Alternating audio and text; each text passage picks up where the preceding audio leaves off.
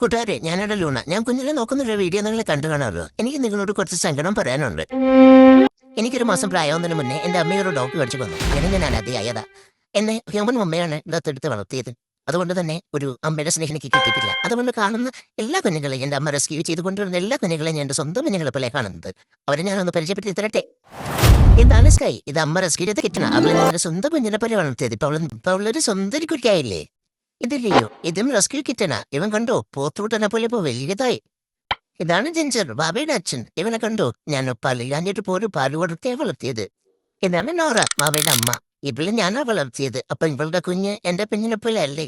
നിങ്ങൾ പറ, നിങ്ങൾ തന്നെ പറ. ഇനി നിങ്ങൾ എന്റെ സങ്കടം കേൾക്കണം. എനിക്കൊരിക്കലും അമ്മയാവാൻ പറ്റില്ല. എന്താണെന്നറിയോ, എന്റെ യൂട്രസ് റിമൂവ് ചെയ്തു. എനിക്കൊരു വയസ്സാകുന്നതിന് മുന്നേ സ്റ്റെറിലൈസ് എന്നും സ്പെയിൻ എന്നും എന്തൊക്കെയോ പറഞ്ഞു. എനിക്ക് അമ്മയാവാൻ പറ്റാത്തതിന് നല്ല വിഷമമുണ്ട്. അതുകൊണ്ട് ഇവളെയും എല്ലാരെയും എന്റെ സ്വന്തം കുഞ്ഞിനെ പോലെ നോക്കുന്നത്. നിങ്ങൾ ഇനി പറ, ഞാൻ ചെയ്യുന്ന എന്തെങ്കിലും തെറ്റുണ്ടോ? എനിക്കൊരു കമന്റ് ആയിട്ട് മറുപടി തരണം പ്ലീസ്.